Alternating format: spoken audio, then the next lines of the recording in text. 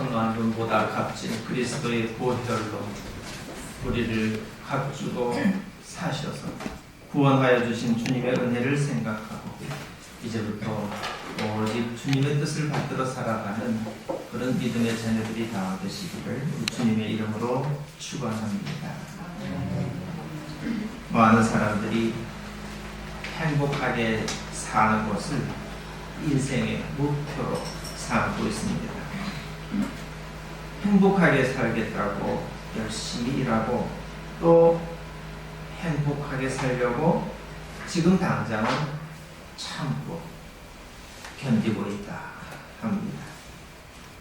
그러나 훗날에 선물처럼 주어지는 그런 행복 보따리 같은 것은 없습니다.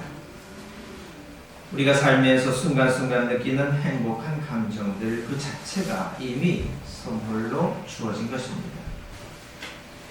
각 비싼 그런 명품 물건들과 맞바꾸어질 수 없는 그런 시간의 선물이 바로 행복인 것입니다.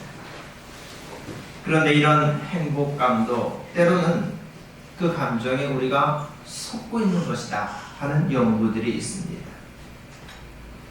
세로토닌이나 도파민이라고 하는 우리 몸속에서 호르몬들이 분비가 될 때에 우리는 행복감을 느끼게 됩니다. 그런데 그런 행복한 감정을 자꾸 느끼기 위해서 그런 행위에 몰두하고 급기야 중독이 되어버리면 우리의 두뇌가 온전히 다 그 제 기능을 상실해버리고 마는 겁니다. 그러니 이와 같은 행복감이라고 하는 것은 매우 표피적이고 순간적이어서 정말 우리가 갈구하고 바라고 있던 그런 인생의 목표와는 매우 거리가 먼 것입니다. 어느 순간에 자기 전 존재를 다 바쳐도 좋겠다 하고 느낄 정도로 정말 짜릿한 행복감을 주는 그런 행위들. 그런데 그런 일들이 실제로는 자기의 삶을 파괴하고 있는 일이라고 하는 것을 사람들은 너무 늦게 깨닫게 됩니다. 신앙생활을 하면서 가지는 그런 행복감도 과연 이것이 진정한 행복인가? 내가 속고 있는 것은 아닌가? 우리가 잘 돌아보아야 됩니다.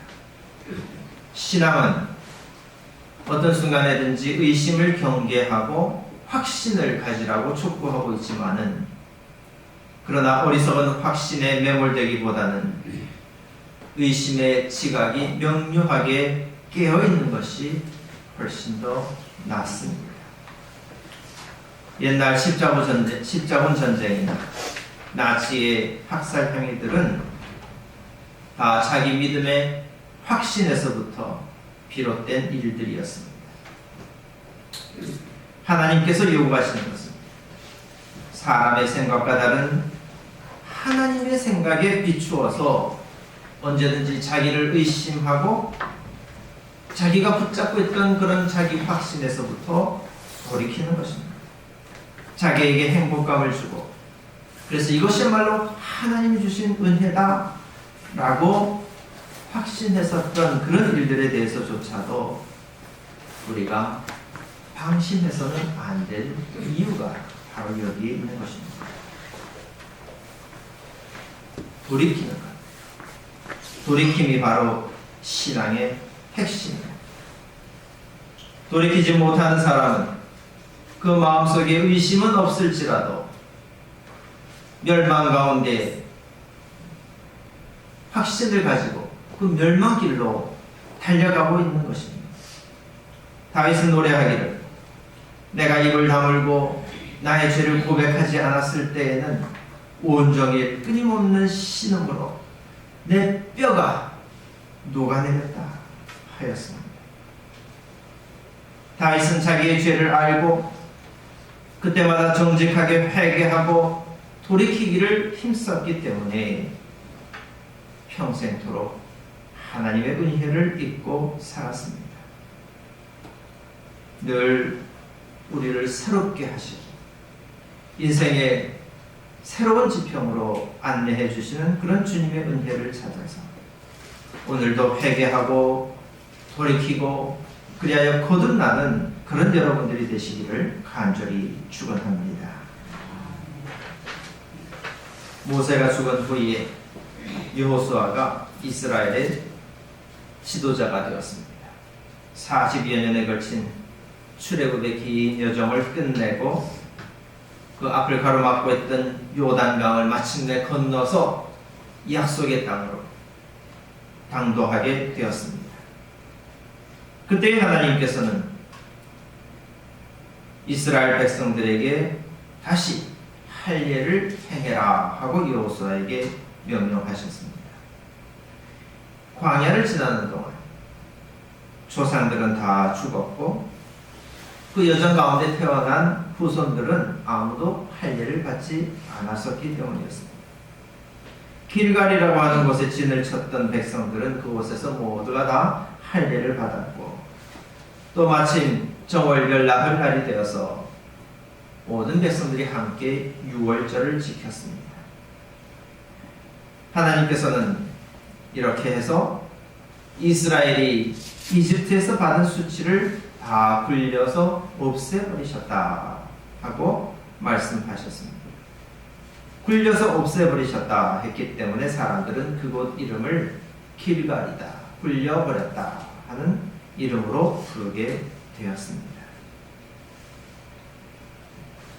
이스라엘이 종살이하던 그 애굽 땅에서부터 탈출하기 전에, 그리고 두 번째로는 하나님께서 약속하신 그 약속의 땅으로 들어가기 전에 온 백성들이 유월절을 지켰다 하는 이 사실은 매우 중요한 일입니다. 유월절에는 어린 양을 잡아먹고 그 피를 문설주에 발라서 이 집은 하나님의 백성들의 집이다, 이스라엘 사람들의 집이다 하는 것을 표시하게 하였습니다. 혹시 그 집 가운데에 종들이 있고 또 이방인들이 있다고 하면은 그런 사람들도 다 할례를 받아서 유월절 예식에 참여하게 됐습니다. 유월절을 지켰다 하는 것은 이스라엘 백성들이 자기들이야말로 하나님의 백성이다, 하나님을 섬기는 사람이다 하는 자기의 정체성을 확인하는 그런 과정입니다. 이스라엘이 애굽에서부터 탈출할 때에 이와 같이 자기의 정체성을 분명하게 확인하는 과정이 필요했던 것처럼 이제는 약속의 땅에 들어갈 때에도 이 백성들은 다시 한번 자기들의 뿌리가 무엇인지, 자기가 누구를 섬기는 백성인지를 확인하게 하셨던 것입니다. 그렇게 유월절을 지키고 나자 하늘에서 내리던 만나가 그쳤습니다. 그때부터는 약속의 땅 가나안에서 나는 그 소산으로 먹고 살게 되었습니다. 아직 약속의 땅에 당도하여서 단 한 성도 정복하지 못했지만은, 그러나 믿음 안에서 이 백성들은 하나님의 약속이, 구원 약속이 이제 성취되었다고 하는 것을 확인했습니다. 이스라엘 민족은 그 긴 여정 동안에 하나님께서 친히 손붙잡고 인도해 주셨다는 것을 경험하였고, 그와 마찬가지로 앞으로도 이 약속의 땅에서 하나님께서 영원토록 함께 해주실 것이다 하는 것을 확신했습니다. 그래서 이스라엘 민족은 자기 인식을 새롭게 하고 이제부터는 그 땅을 자기들의 소유로 만들어 나아갈 것입니다. 떠돌이 아람 사람, 애굽의 종된 민족이 아니라 하나님께서 주시는 그 땅을 소유한 주인으로서 이제 완전히 새로운 삶을 시작하게 된 것입니다. 현재의 삶을 부정하고 그 선자리에서부터 탈출하지 않고서는 새로운 땅으로 절대로 들어갈 수가 없습니다. 여전히 과거를 그리워하는 사람은 소금 기둥이 되어버리든지 아니면 의심의 여정 가운데서 다 그 목숨을 잃고 말았습니다. 스스로는 종살이를 경험해보지 못했지만 우리가 그와 같은 역사를 다시 반복해서는 안 되겠다고 결단하고 주님께서 명령하신 그 할례에 동참한 사람들만이 하나님께서 약속하신 그 땅으로 들어갈 수 있었습니다. 오늘 우리들의 삶에 비추어 보면 세례를 받고 그리스도를 영접한 사람만이 약속의 땅으로 들어갈 수 있는 것입니다. 그리스도 안에서 자기의 정체성을 확인하고 이제부터는 내가 하나님의 사람으로 살아가겠다 하는 그런 결단이 있을 때에, 그때에 하나님께서는 우리가 이전에 살던 것과는 전혀 다른 차원의 삶으로 우리를 인도해 주시는 것입니다. 예수님께서 들려주셨던 탕자의 비유를 한번 들어보십시오. 아버지로부터 자기 몫의 재산을 받아서 집을 나갔던 아들이 그 재산을 다 탕진하고 굶어 죽을 형편에 놓였습니다. 그때의 아들은 아버지를 떠올렸습니다. 그리고서는 돌아가서 내가 하늘과 아버지 앞에 참 죄를 지었습니다 하고 고백하기로 작정했습니다. 마음으로는 그렇게 작정했지만은 그렇게 돌아온 탕자를 아버지가 어떻게 대하실지 탕자는 알지 못했습니다. 종으로라도 받아주시기만 한다면 참 다행이겠다 생각했습니다. 그러나 아버지는 돌아온 그 아들을 참으로 반갑게 맞아주었습니다. 좋은 옷을 입히고 손에 반지를 끼우고 또 발에 신을 신겨 주었습니다. 비록 과거에는 집을 떠난 탕자였지만 그러나 지금 돌아온 이 아들이 바로 내 아들이다 하는 것을 모든 사람들 앞에서 확인시켜 주었습니다. 예수님께서는 바로 이 비유를 통해서 돌이켜서 하나님을 찾는 자를 하나님께서는 이와 같은 기쁜 마음으로 받아주신다. 그가 아무리 탕자였어도 하나님께서는 받아주신다 하는 것을 알려주셨습니다. 옛날 길갈에서 이스라엘의 수치를 다 없애버리셨던 것처럼 하나님께서는 자기에게로 돌아오는 모든 자에게 이전의 과오가 다시는 생각나지 않도록 그렇게 품어주시는 겁니다. 완전히 새로운 인생을 살 수 있도록 그렇게 기회를 주시는 것입니다. 그러나 반면에 자기 확신 가운데 살아가던 형의 모습은 이 탕자의 모습과는 매우 다르게 부정적으로 대비되고 있습니다. 그에게 있어서 동생의 존재는 그저 경쟁자일 뿐이었습니다. 형은 아버지의 기쁨을 조금도 헤아리지를 못했습니다. 만약에 자기 동생의 선택을 안타까워하고 또 그가 돌아오기를 마음에 바라면서 그리워하고 있었다고 했다면 아버지와 똑같은 심정으로 그 동생을 맞아들였을 것입니다. 그러나 형은 자기를 위해서는 잔치를 베풀어 주지 않으시는 그 아버지를 오히려 원망했습니다. 심지어 집으로 들어가기를 거부했다고 하는 것을 보면은 돌아온 동생을 다시 내쫓고 싶은 그런 심정이었던 것처럼 보입니다. 그는 아버지의 집에 살면서도 아버지가 주는 그 기쁨을 누리면서 살기보다는 오히려 의무감이 더 컸습니다. 아버지가 말하기를 내가 가진 모든 것이 다 내 것이다 이렇게 말해 주었지만은 그 형은 자기가 가지고 있는 그 소유를 어떻게 누려야 할지 어떻게 사용해야 할지 조금도 몰랐던 것입니다. 우리가 주님을 영접하고 하나님의 자녀로서 지금 주어진 이 시간을 살아가고 있지만 하나님께서 주신 그 기쁨을 잃어버린 사람들이 참 많습니다. 하나님께로부터 내가 구원을 받았다 이렇게 입술로는 고백하면서도 그래서 그 결과로 자기의 삶이 어떻게 달라져야 하는지 그것에 대해서는 아무런 생각이 없습니다. 여전히 세상 일에 몰두하고 자기 욕심을 채우기에 급급합니다. 차라리 예전에는 그저 인간적인 생각으로 자기 목표를 위해서 있는 힘을 다 쏟아부었다고 한다면 이제는 그저 하나님께서 내 욕망을 다 채워주시겠지 하면서 그야말로 아니란 태도로 변해버린 것 그것밖에는 없습니다. 이런 것이 믿는 자의 특권이 아닙니다.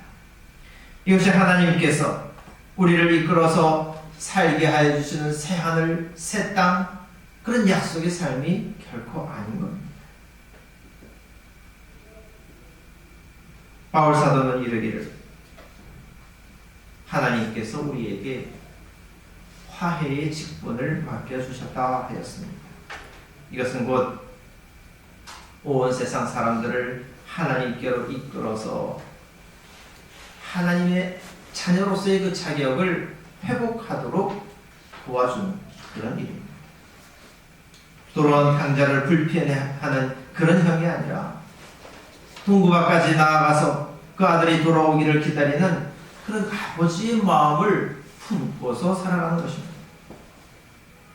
우리를 하나님께로 돌이키게 하시려고 자기 생명까지도 다 바치신 그런 예수님의 모범을 따라서 살아가는 겁니다. 바로 그때에 우리는 그리스도 안에서 거듭난 자기의 모습을 보면서 보십시오. 이제 우리가 그리스도 안에서 새 것이 되었습니다. 우리는 새로운 피조물입니다 하고 고백할 수 있게 되는 것입니다. 말씀을 맺습니다. 우리가 믿음 안에서 그리스도의 그 은혜 안에서 새로운 피조물로 거듭나지 않으면 우리는 하나님 나라에 들어갈 수 없습니다. 예수님 시대에 자기들이 하나님의 장자들이라고 자부하고 살았던 저 바리새인들을 한번 보십시오. 나는 여러 해를 두고 아버지를 섬기고 있고 아버지의 명령을 단 한 번도 어긴 일이 없었다. 그렇게 자부했던 탕자의 형처럼 바리새인들은 자기들이 아버지 집의 주인이라고 집주인 행세를 했지만은 정작 그 기쁨을 누리지는 못하고 있었습니다. 도리어 처절하게 회개하고 그래서 아버지께로 돌아온 작은 아들이 다시금 그 지위를 회복하는 참 놀라운 기쁨을 누렸습니다. 다윗이 고백했던 것처럼 주님 앞에 잘못을 털어놓고 그 죄를 용서받는 사람이 진정으로 복이 있는 사람인 것입니다. 이 시대의 많은 사람들이 참 탕자 같은 생활을 하면서도 도무지 돌이킬 줄을 모릅니다. 또 자기 의로움에 빠져서 실제로는 하나님을 떠나 있으면서도 자기 믿음이 굳건한 줄로 착각하고 있습니다.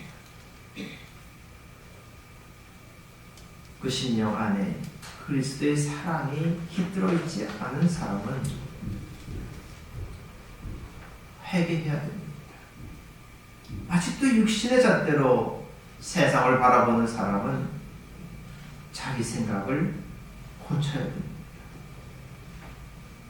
자기가 가진 것들을 자랑하면서 자기의 언어와 눈길을 스스로 돌아보지 못하는 사람은 하나님께로 자기가 멀리 떨어져 있다고 하는 사실을 빨리 깨우쳐야 됩니다. 그러므로 자기 확신의 그 교만함에서부터 돌아서십시오. 오직 용서해주고 품어주시는 그런 하나님의 사랑에만 여러분 확신을 가지고 그 길로 나아가시기를 바랍니다.